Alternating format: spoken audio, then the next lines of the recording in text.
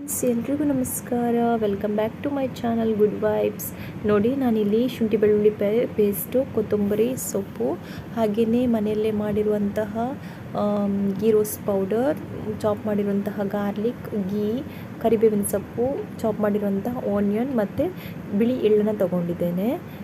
ಟೊಮ್ಯಾಟೋವನ್ನು ನಂತರದಲ್ಲಿ ಚಾಪ್ ಮಾಡಿಕೊಳ್ಳುವ ಅಂಥೇಳಿ ಮೊದಲಿಗೆ ಬಾಣಲಿಗೆ ಒಂದು ಸ್ವಲ್ಪ ಸ್ವಲ್ಪ ಗೀಯನ್ನು ಹಾಕ್ಕೊಳ್ತಾ ಇದ್ದೇನೆ. ಇವಾಗ ಒಗ್ಗರಣೆ ಮಾಡಿಕೊಳ್ಳುವ.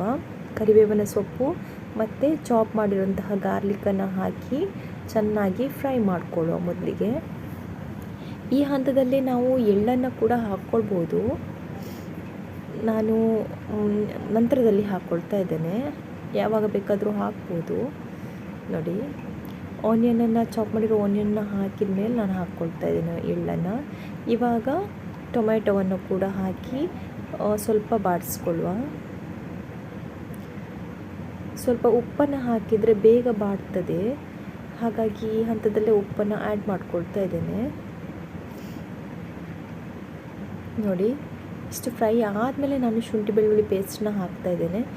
ಕೆಲವರು ಮೊದಲೇ ಹಾಕ್ಕೊಳ್ತಾರೆ ಶುಂಠಿ ಬೆಳ್ಳುಳ್ಳಿ ಪೇಸ್ಟನ್ನು. ಮೊದಲಿಗೆ ಹಾಕ್ಕೊಂಡ್ರೆ ಮತ್ತು ನಂತರದಲ್ಲಿ ಆನಿಯನ್ ಚಾಪ್ ಮಾಡಿರೋದು ಹಾಕಿದರೆ ಅಷ್ಟೊಂದು ಬೇಗ ಬೇಯೋದಿಲ್ಲ. ಆ ಕಾರಣಕ್ಕಾಗಿ ನಾನು ಈ ಹಂತದಲ್ಲಿ ಹಾಕ್ಕೊಳ್ತಾ ಇದ್ದೇನೆ. ನೋಡಿ, ಮನೆಯಲ್ಲೇ ಮಾಡಿರುವಂತಹ ಟರ್ಮರಿಕ್ ಪೌಡರ್ ಇದು, ಹಾಗೆ ಮನೆಯಲ್ಲೇ ಮಾಡಿರುವಂತಹ ಕಾಳು ಮೆಣಸಿನ ಪುಡಿ,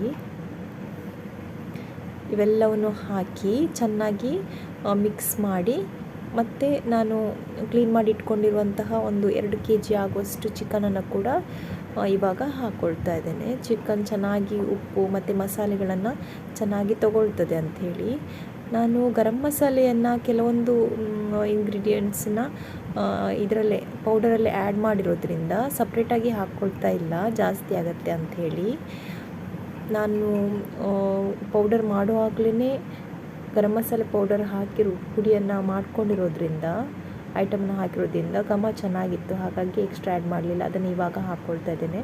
ನೋಡಿ, ಈ ಪೌಡರ್ನ ಹಾಕಿ ಚೆನ್ನಾಗಿ ಮಿಕ್ಸ್ ಮಾಡಿ ಸ್ವಲ್ಪ ಹೊತ್ತು ಬೇಯಲಿಕ್ಕೆ ಬಿಟ್ಟರೆ ಚಿಕನ್ ಚೆನ್ನಾಗಿ ಅದರಲ್ಲಿ ಫ್ಲೇವರ್ ಎಲ್ಲ ತಗೊಳ್ತದೆ. ಇವಾಗ ಬೆಂದಿದೆ. ಇದಕ್ಕೆ ಮೇಲಿಗೆ ನಾನು ಕೊತ್ತಂಬರಿ ಸೊಪ್ಪನ್ನು ಕೂಡ ಹಾಕಿ ಚೆನ್ನಾಗಿ ಮಿಕ್ಸ್ ಕೊಟ್ಟಿದ್ದೇನೆ. ನೋಡಿ ಎಷ್ಟು ಚೆನ್ನಾಗಿ ಬಂದಿದೆ ಅಂತ ಹೇಳಿದರೆ, ಅದರ ಕೋಟಿಂಗು ಎಲ್ಲವೂ ಚೆನ್ನಾಗಾಗಿದೆ. ರೆಸ್ಟೋರೆಂಟ್ನಲ್ಲಿ ಸಿಗುತ್ತಲ್ಲ ಅದಕ್ಕಿಂತನೂ ಡಿಫ್ರೆಂಟ್ ಆಗಿರುವಂತಹ ಗೀ ರೋಸ್ಟ್. ಎಲ್ಲರೂ ಇಷ್ಟಪಟ್ಟು ನೀವು ಕೂಡ ಟ್ರೈ ಮಾಡಿ.